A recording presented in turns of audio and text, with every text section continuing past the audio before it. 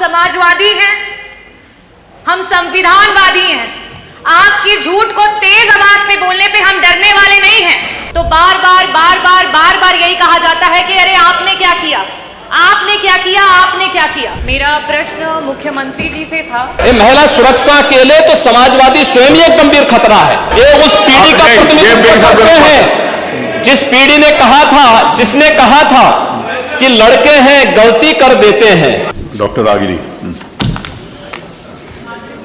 महोदय, मैं आपका आभार व्यक्त करना चाहूंगी कि आपने प्रश्न पूछने का अवसर दिया। मेरा प्रश्न मुख्यमंत्री जी से था कि उत्तर प्रदेश में आए दिन महिलाओं और बच्चों का यौन शोषण बढ़ता जा रहा है, उसके दर को रोकने के लिए और उनकी मदद करने के लिए सरकार ने क्या कोई योजना बनाई है। मुख्यमंत्री जी, मैं आभार व्यक्त करना चाहूंगी कि आपने जवाब में लिखा कि हाँ, दर बढ़ता जा रहा है। आप खुद इस बात को मानते हैं कि उत्तर प्रदेश में महिलाओं का उत्पीड़न हो या बच्चों का उत्पीड़न हो, उसमें आज उत्तर प्रदेश टॉप के नंबर पे है, पूरे इंडिया में सबसे पहले नंबर पे। मैं और हमारे सारे सभी सदस्य जब सदन में विभिन्न विभागों के सवाल उठाते हैं, मुद्दों को उठाते हैं, तो बार बार यही कहा जाता है कि अरे आपने क्या किया, आपने क्या किया, आपने क्या किया। अध्यक्ष जी, जब हमारी सरकारें रही तो अगर इस तरीके की वारदातें हुई तो उस पे लोगों ने आक्रोश जाहिर किया, लोगों ने धरना किया और उसकी अनुमति मिली, लोकतंत्र जीवित रहा। आज ये स्थिति हो चुकी है कि आप स्वयं इस बात पे हामी भर रहे हैं कि एनसीआरबी के आंकड़े बढ़ते चले जा रहे हैं, लेकिन लोगों की आवाजों को बंद कर दिया जा रहा है। कल विधानसभा में जब एक प्रश्न एक महिला जनप्रतिनिधि के द्वारा स्वास्थ्य मंत्री जी से किया गया, तो उनके द्वारा नंगा जैसा शब्द का प्रयोग करना ये दर्शाता है कि आपकी महिलाओं की तरफ क्या सोच है और आपकी सरकार कितनी संवेदनशील है महिलाओं को लेकर के। अध्यक्ष जी, हम समाजवादी हैं, हम संविधानवादी हैं। आपकी झूठ को तेज आवाज में बोलने पे हम डरने वाले नहीं हैं, हम आंदोलन करेंगे। मेरा प्रश्न मुख्यमंत्री जी से सीधा है कि 2017 से लेकर के 2023 तक कुल ऐसे कितने यौन शोषण के महिलाओं के लिए और साथ ही साथ prevention of child from sexual offence के तहत कुल कितने केसेस दर्ज किए गए और उन लोगों को सरकार के द्वारा किस प्रकार की योजनाओं के तहत मदद की गई। क्या कोई काउंसलिंग सेशंस ऑर्गेनाइज किए गए उनकी मदद के लिए? क्या उन्हें बेहतर शिक्षा और चिकित्सा प्रोवाइड की गई? क्या उसकी सरकार ने जिम्मेदारी ली? क्या कोई स्किल डेवलपमेंट प्रोग्राम्स या फिर एडवांस हायर स्टडीज के माध्यम से उन्हें मदद की गई कि वो अपना भूतकाल जो इतना सदमे वाला है उसे भूल करके एक बेहतर भविष्य की तरफ सोच सके? मेरा दूसरा प्रश्न आपसे यह है कि अभी हाल फिलहाल में बलिया की न्यूज सभी सदस्यगण यहां हैं, वो जानते हैं कि आज बॉर्डर्स कहीं से भी सुरक्षित नहीं है और साथ ही साथ आपको शायद अपने अधिकारियों पे भरोसा भी नहीं है कि एसपी बलिया होने के बावजूद भी बाहर से एक टीम भेजी गई और वहां पे जांच कराई गई। इन बातों के मद्देनजर मैं ये पूछना चाहती हूं कि ये अपने आप में दर्शाता है कि ह्यूमन ट्रैफिकिंग आए दिन बढ़ती चली जा रही है।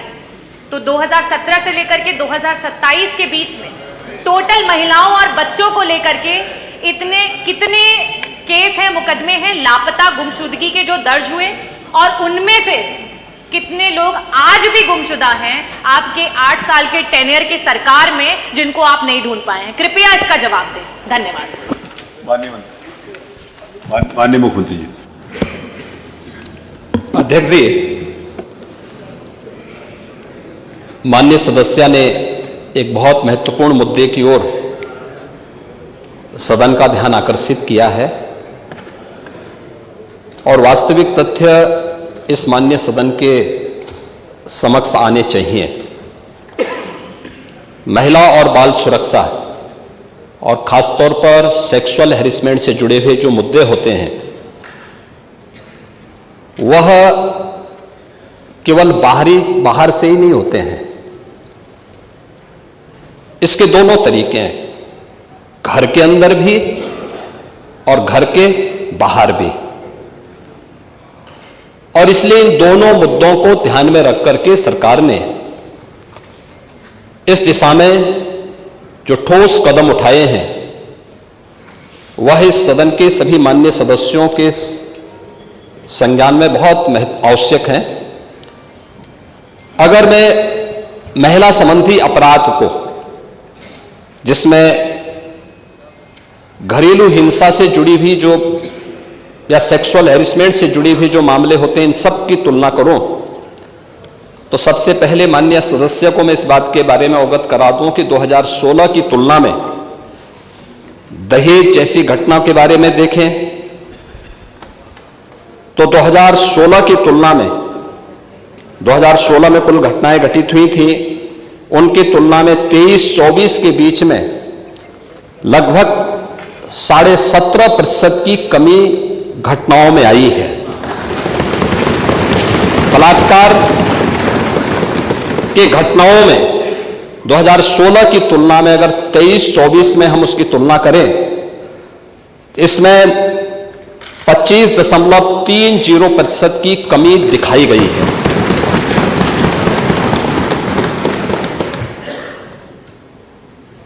लेकिन अगर हम इन सभी बातों को ध्यान में रखें कि 17 से लेकर के 24 के बीच में महिला और बालिग जो नाबालिग बच्चे हैं उनके खिलाफ यौन उत्पीड़न से जुड़े हुए जो मामले हैं, उनमें से प्रदेश सरकार ने अपने प्रोसिक्यूशन विंग को मजबूत करने का परिणाम सामने आया है। 24,402 प्रकरण में अभियुक्तों को अब तक सजा दिलाई जा चुकी है। 17 से लेकर 24 के बीच में पास्को अधिनियम के अंतर्गत 9,875 अभियोगों में सजा दिलाई गई है। 2022 से 24 के मध्य में महिलाओं के विरुद्ध पास्को अपराध में न्यायालय के द्वारा 16,718 अभियुक्तों को सजा दी गई है, जिनमें 21 को मृत्युदंड, 1713 को आजीवन कारावास, 4,653 को 10 वर्ष या उससे अधिक के कारावास और 10,331 को 10 वर्ष से कम के कारावास की सजा भी दी गई है। प्रदेश के अंदर अगर हम लोग देखें कि इस दिशा में जो अन्य प्रयास हुए हैं, खासतौर पर भारत सरकार के द्वारा इस प्रकार के मामलों को बहुत ही गंभीरता से लिया जाता है। इसके लिए investigation tracking system for sexual offences के बारे में भारत सरकार ने जो अपना पोर्टल तैयार किया है, इसको हम लोगों ने 2018 में ही, पिछली सरकारें उसके प्रति उतनी संवेदनशील नहीं थी, लेकिन 17 के बाद से हम लोगों ने इस पर काम प्रारंभ किया और अप्रैल 18 में हम लोगों ने इस पोर्टल को एक्टिव करने के साथ ही इस कार्यक्रम को आगे बढ़ाया है। और अगर इसमें हम देखें कि जो प्रॉपर मॉनिटरिंग, फोकस मॉनिटरिंग जो प्रदेश के अंदर हुई है, उसका परिणाम है कि जो पेंडेंसी थी, ये पेंडेंसी एक दिन की नहीं थी, एक वर्ष की नहीं थी, ये वर्षों से पड़ी हुई थी। महिला संबंधी अपराध से जुड़े हुए मामलों में, बलात्कार के मामलों में, नाबालिगों के साथ जो उनके सेक्सुअल हैरेसमेंट से जुड़े हुए जो मामले थे, वर्षों से पेंडिंग थे। उस पेंडिंग्स को पूरा करने के साथ आज मुझे बताते हुए प्रसन्नता है कि उत्तर प्रदेश देश के उन टॉप 3 राज्यों में है जिन लोगों ने पेंडेंसी को पूरा करते हुए, और देश के अंदर जो पेंडेंसी रेट के आधार पर प्रदेश का देश में द्वितीय स्थान, और इन मामलों को, अपराधियों को सजा दिलाने के मामले में, मामलों के पूरी तरह निस्तारण के मामले में देश के अंदर तीसरे स्थान पर उत्तर प्रदेश है। महोदय, ई प्रोसिक्यूशन में उत्तर प्रदेश देश का सबसे बड़ा राज्य है, लेकिन ई प्रोसिक्यूशन प्रणाली को लागू करने वाला राज्य भी है, और इसमें देश के अंदर नंबर 1 स्थान पर यूपी का स्थान है।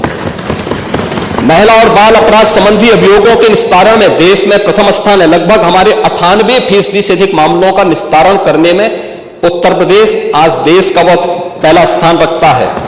और मैंने जो पहले भी कहा, घरेलू हिंसा से पीड़ित महिला के लिए 181 की एक सर्विस है और 1090 बाहर महिला संबंधी अपराध के लिए जब कोई घटना घटित होती है तो कोई महिला कॉल करती है तो उस पर तत्काल सेवा उन्हें उपलब्ध होती है। इन सबको इंटीग्रेट करने का काम भी 112 के साथ इंटीग्रेट करने, 181, 1090 और 112 को भी इंटीग्रेट करके अगर कहीं भी सूचना आ रही है उस सूचना को संबंधित तक भेजने के साथ ही उसको तत्काल रिलीफ मिल सके, इसके लिए भी यहां पर कार्य किया गया है। यही नहीं, प्रदेश के अंदर एक महिला थाना हर जनपद में स्थापित करने के साथ साथ एक अतिरिक्त थाने की जिम्मेदारी भी महिला थानाध्यक्ष को उपलब्ध करवाया गया है। और हर थाने में जो प्रदेश के अंदर 1585 थाने हैं, इन 1585 थानों में महिला हेल्प डेस्क अलग से बना करके एक व्यवस्था बनाई है। और 2020 से हमारी सरकार पूरे प्रदेश के अंदर मिशन शक्ति के एक अभियान को आगे बढ़ा रही है। मिशन शक्ति के अंतर्गत पिछले 7 वर्ष में हम लोगों ने लगभग 1.5 लाख पुलिस कार्मिकों की भर्ती की है प्रदेश के पुलिस बल में। और मुझे बताते हुए प्रसन्नता है कि 17 के पहले जितनी भी भर्तियां हुई उन सभी को अगर हम जोड़ लें तो कुल 10,000 महिला पुलिस कार्मिक भर्ती हुई थी। लेकिन 17 से लेकर के 22-23 तक जो भर्तियां हुई, इन भर्तियों में प्रदेश में 20,000 से अधिक महिला पुलिस कांस्टेबल की भर्ती करने में हमें सफलता प्राप्त हुई। यानी आजादी के 70 वर्षों में जितनी भर्ती हुई थी महिला, उससे दुगनी भर्ती अकेले 5 वर्ष के अंदर हमने पुलिस महिलाओं को यहां पे भर्ती किया। पुलिस की भर्ती में उनकी 20% हॉरिजॉन्टल आरक्षण की व्यवस्था उन्हें प्राप्त हो सके, इसको अनिवार्य रूप से प्रदेश के अंदर लागू किया। लखनऊ, गोरखपुर और बदायूं में महिला पीएसी की बटालियन के गठन की कार्रवाई को भी आगे बढ़ाया।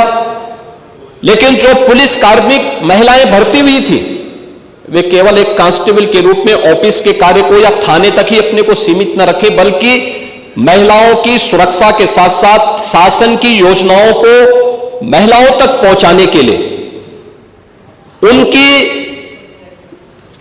प्रतिभा का लाभ समाज ले सके, इसके लिए प्रदेश के अंदर 10,000 से अधिक महिला बीट स्टेशन स्थापित किए गए, महिला पिंक बूथ की स्थापना की गई और यह भी व्यवस्था लागू की गई कि ये महिला बीट पुलिस अधिकारी हर मिशन शक्ति के अंतर्गत वहां पर जाएंगी, वहां पर सप्ताह में एक बार जाकर के महिला संबंधी घरेलू हिंसा का हो या बाहर की सुरक्षा से जुड़े हुए कोई मुद्दे होंगे, इन पे तो चर्चा करेंगे ही, इससे संबंधित समाधान भी निकालेंगे। लेकिन इसके अलावा महिलाओं से संबंधित, उनकी सुरक्षा से संबंधित जो भी या उनकी स्किल डेवलपमेंट से संबंधित या उनके स्वावलंबन से संबंधित कौन सी स्कीम केंद्र या राज्य सरकार की है, इनसे भी गांव की महिलाओं को अवगत कराएंगे। और ये मिशन शक्ति का एक कार्यक्रम प्रदेश के अंदर लगातार ये जारी है और इसके बहुत अच्छे परिणाम भी हम सबके सामने देखने को मिले हैं।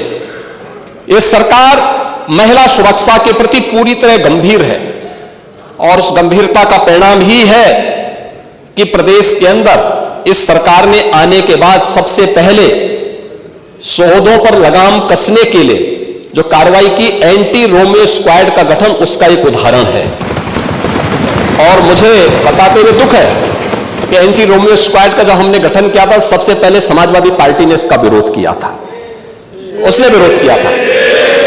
और मुझे बोलने में भी कोई संकोच नहीं है कि महिला संबंधी अपराध से जुड़े हुए ज्यादातर मामलों में समाजवादी पार्टी से डायरेक्ट या इनडायरेक्ट जुड़े हुए लोग उसमें इन्वॉल्व पाए जाते हैं। और यही नहीं, महिला संबंधी अपराध में ये उस पीढ़ी का प्रतिनिधित्व करते हैं, ये उस पीढ़ी का प्रतिनिधित्व करते हैं जिसने कहा था कि कि लड़के हैं गलती कर देते हैं, ये महिला सुरक्षा की बात क्या करेंगे? ये महिला सुरक्षा के लिए तो समाजवादी स्वयं ही एक गंभीर खतरा है। और इसीलिए महिला सुरक्षा के बारे में प्रदेश सरकार पूरी तरह सचेत है, सक्रिय है। हर बेटी को भी, हर व्यापारी को भी सुरक्षा प्रदान करने के लिए पूरी तरह प्रतिबद्ध है।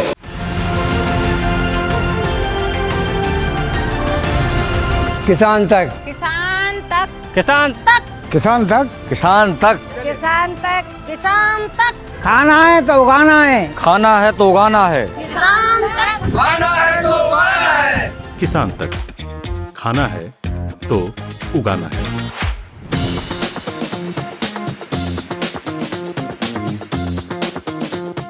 अगर ये वीडियो आपको पसंद आया है तो इसे लाइक ज़रूर करें। अगर चैनल अभी तक सब्सक्राइब नहीं किया है तो कर लें और नोटिफिकेशन पाने के लिए बेल आइकन भी दबा दें।